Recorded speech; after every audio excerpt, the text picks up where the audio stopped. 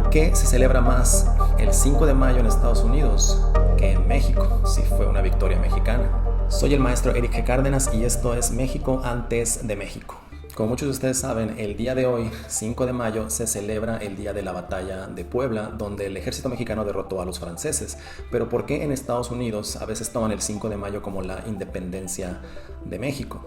Y es la gran fiesta donde se utilizan los símbolos de la mexicanidad que en Estados Unidos están muy relacionados con la cultura hispana. Así que en Estados Unidos hay grandes fiestas con música, con tequila, con margaritas, con mariachi, etc. Es decir, se celebra una especie así de estereotipo de lo mexicano, creyendo que es la fiesta de independencia mexicana. Y por el otro lado, en México sí es una fecha importante que no voy a decir que se celebra, en realidad solamente se conmemora.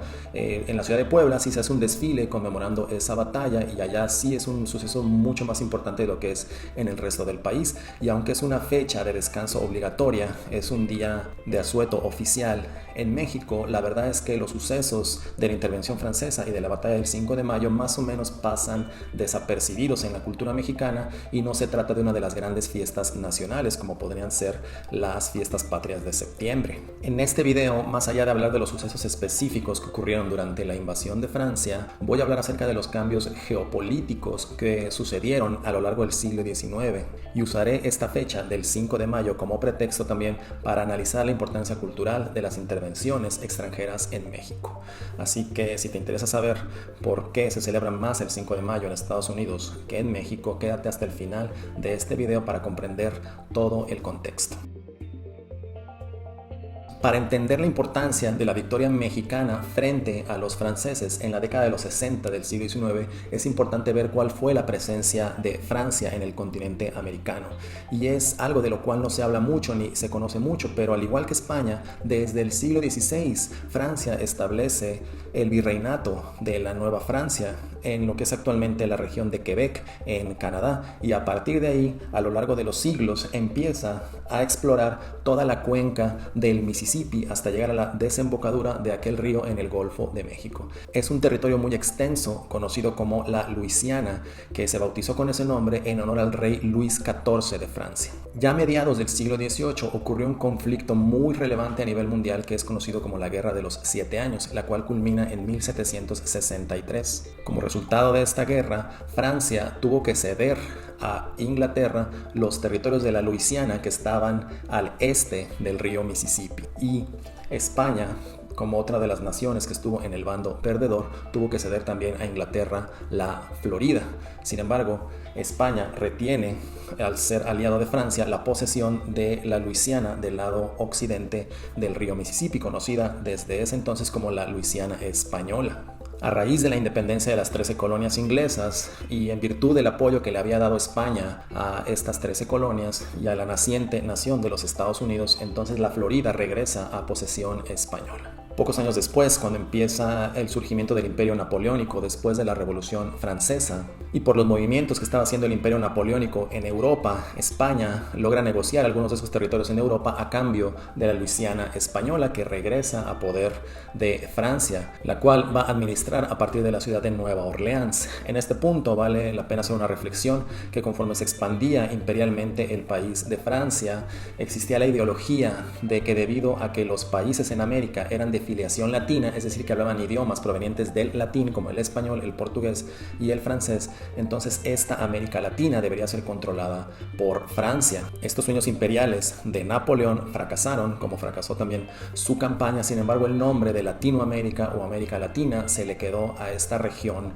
del continente. Y el mismo Napoleón, en 1803, cuando renuncia a estos sueños imperialistas en América, vende el territorio de la Luisiana por $15 millones a los Estados Unidos.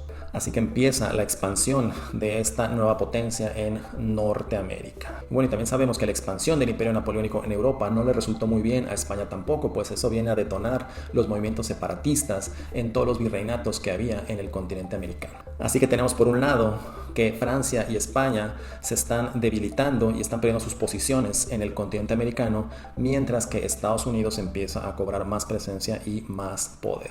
En toda esta situación de caos político en España y en sus virreinatos en América, se celebra un tratado en 1821 con Estados Unidos, donde España le cede a Estados Unidos el territorio de la Florida junto con el derecho de establecerse en el Oregón, que ahora será tomado también por los norteamericanos, y a cambio España le pide que le reconozca su soberanía sobre Texas, así que el Imperio Español toma control total administrativo de este territorio de Texas, mientras cede la Florida y el Oregón a los Estados Unidos.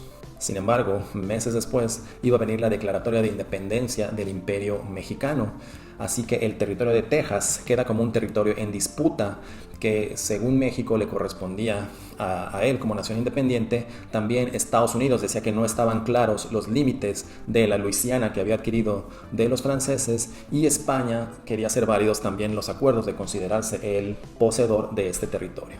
Entonces, durante muchos años quedó como un territorio más o menos en disputa. Lo cierto es que la mayoría de los habitantes poco a poco empezaron a ser más anglosajones que llegaban a vivir a territorio tejano. Así que 15 años después, en 1836, se declara la independencia de Texas. Y aquí viene entonces otra etapa para la historia mexicana que tiene que ver ya con el enfrentamiento de México frente a las grandes potencias. Pues un ejército comandado por el dictador Santana busca ir a apaciguar esas rebeliones que buscaban la independencia, y sin embargo es derrotado y tiene que aceptar la separación del territorio tejano de México. Y 10 años más tarde, Texas se incorpora a los Estados Unidos. Sin embargo, México no había definido claramente dónde estaban los límites entre los estados de Coahuila y Texas. Así que, con fronteras poco definidas, Estados Unidos acusó a los soldados mexicanos de internarse en su territorio soberano, y por esa razón declara la guerra a México, una guerra a todas luces injusta, no solo para la comunidad internacional ni para los dos países, sino para el mismo Congreso de los Estados Unidos. Sin embargo, mandan las tropas para invadir México y en un par de años toman el control de la capital. Y ahí, en 1848, se firman los tratados de Guadalupe Hidalgo, donde México, por la fuerza, tiene que ceder los extensos territorios del noroeste, que significaban la mitad del país. Se ratifica el territorio de Texas y la frontera con Estados Unidos, y bueno, un año después comenzaría la fiebre del oro en California, y también ya sabemos que los territorios tejanos fueron riquísimos en petróleo, más avanzado ya el siglo XIX. Entonces México pierde grandes recursos naturales a raíz de esta invasión. Cabe señalar que estos años, antes de la invasión estadounidense al territorio mexicano, eran años muy turbulentos de caos político, de muchos movimientos separatistas que ocurrieron tanto en Florida como en California, como el caso de Texas también, pero incluso del lado mexicano, estados como Yucatán buscaron separarse de México, y también los territorios del noreste quisieron crear la República de Río Grande, pero estos movimientos no prosperaron. Y ya después de la invasión de Estados Unidos, todavía se enviaron filibusteros para tratar de independizar Sonora y Baja California. Y bueno, todavía 5 años después de la invasión de Estados Unidos, México entrega una buena parte del desierto de Sonora a los Estados Unidos. Debido a diferentes crisis económicas y crisis sociales, el dictador Santana hace esa venta del territorio, en un territorio que parecía muy alejado y que parecía que tuviera pocas riquezas. Y aquí vale la pena hacer una reflexión en nuestros días. Siendo profesor en esta zona de México, donde hay un ecosistema desértico que es famoso por tener estos cactus gigantes llamados saguaros, pues es interesante ver que en ambos lados de la frontera el ecosistema es exactamente igual, tanto en lo que perteneció a México, que es del lado de Arizona, como en lo que retuvo México, que es del lado de Sonora. Y una de las preguntas muy recurrentes que hacían los alumnos en la clase de historia es: ¿por qué no simplemente dejamos que Estados Unidos anexara también todo este territorio, o una mayor parte de este territorio? Pues obviamente, cuando uno cruza al vecino país del norte, es deslumbrante ver el tipo de infraestructura que tienen en aquel lado, con mejores autopistas, mejores edificios y un mejor diseño urbano, así como una calidad de vida mayor que la que se vive en México. Entonces, para mucha gente que está habituada a cruzar al otro lado de la frontera, pues es comprensible que se pregunten, bueno, ¿cuál fue el beneficio de quedarse del lado mexicano? Y obviamente la respuesta es que una vez que el gobierno norteamericano o el gobierno de los Estados Unidos tomaba control de un nuevo territorio, pues metía a sus propios colonos a ese territorio, a los provenientes de la cultura anglosajona. Los mexicanos que estaban viviendo de aquel lado tenían la opción de quedarse en ese territorio que habían construido durante toda su vida y durante generaciones, o tenían la opción de regresarse a México. Y si se quedaban en territorio de los Estados Unidos, sus derechos civiles se iban a ver reducidos, a pesar de que ya tuvieran sus haciendas y de que ya fueran parte de una sociedad dinámica en aquel lado de la frontera. Y de aquí viene la famosa leyenda de Joaquín Murrieta, mejor conocido como El Zorro, que precisamente era un mexicano o un hispano que se quedó a vivir del lado de California y cuyos derechos nunca fueron reconocidos, así que tuvo que hacerse justicia por su propia mano. Esta leyenda del Zorro también inspiró a muchos superhéroes de la actualidad. Por otra parte, a los grupos indígenas que habitaban estos territorios no se les reconocía su territorio y empezaron una campaña de exterminio. De hecho, cuando llegaba el ejército de Estados Unidos, arrasaba con los poblados de los nativos americanos. Así que los resentidos sobrevivientes formaron confederaciones de grupos rebeldes conocidos como los Apaches. Respondiendo a la pregunta si se hubiera anexado una mayor parte del territorio a Estados Unidos, seguramente no estaríamos aquí. Hubiéramos sido expulsados o directamente aniquilados. Y bueno, del lado mexicano, en el desierto de Sonora se defendió la costa del Mar de Cortés, que tiene unas de las playas más bellas de todo el mundo, y esta pequeña franja que conecta por tierra el desierto de Sonora con la península de Baja California es donde se encuentra la impresionante reserva del Pinacate y Gran Desierto de Altar, que sigue del lado mexicano a pesar de las intervenciones y a pesar del Tratado de la Mesilla, donde se cedió esta parte del desierto sonorense. Si quieres saber más historias regionales de esta parte de México, dímelo en los comentarios para poder elaborar más historias sobre regiones específicas de nuestro país. Ahora bien, ¿cómo llegamos al 5 de mayo? Una vez con un país empobrecido, en crisis económica, en crisis política y mutilado de su territorio, obviamente surgen muchos conflictos sociales que desembocan en lo que conocemos en México como la Guerra de Reforma, la cual también es un tema muy complejo, pero que termina con la victoria de los liberales en 1861. Se reorganiza el Estado mexicano. Nuevamente algunas élites económicas y la élite religiosa pierde sus privilegios y esto no les parece bien. Sin embargo, se establece el gobierno republicano en 1861 al mando de Benito Juárez y empieza a reorganizar la política y la economía del país. En este momento había tres grandes potencias a las cuales les debíamos mucho dinero, como son Francia, Inglaterra y España. Benito Juárez les pide un periodo de 2 años para reorganizar las finanzas, parar los pagos de deuda y después comenzar una vez reorganizado el país. España e Inglaterra aceptan las negociaciones con el gobierno mexicano, pero Francia decide invadir México. De alguna manera no era tanto por la deuda que teníamos con aquel país, sino como un pretexto para recuperar esa presencia que habían perdido en el continente americano. Y es que Francia nunca quitó el dedo del renglón de mantener cierto control de este lado del mundo.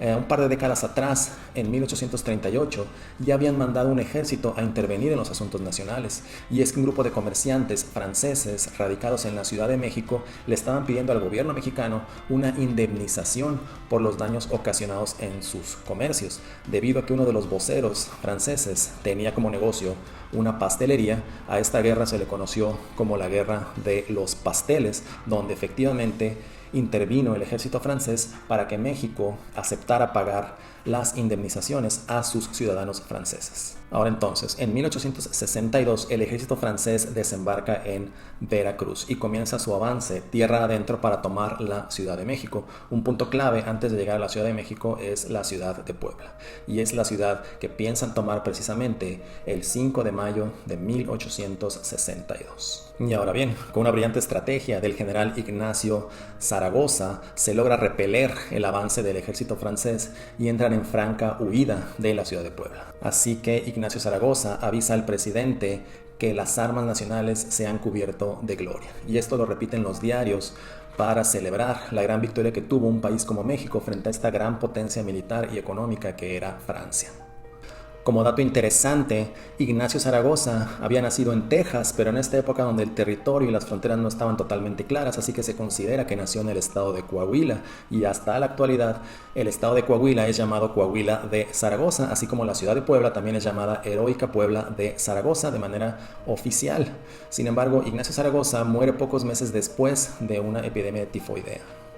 Entonces ya está, con esta batalla del 5 de mayo se expulsa al invasor extranjero y México conserva su soberanía. Bueno, no fue tan sencillo, puesto que durante un año se estuvieron reagrupando las fuerzas francesas y regresaron, ahora sí, a tomar control del país. Llegaron hasta la Ciudad de México y con la ayuda de los conservadores, que no estaban de acuerdo con las reformas liberales, declararon una monarquía en territorio mexicano. Solamente faltaba el monarca, así que mandaron traer desde Austria a Maximiliano de Habsburgo.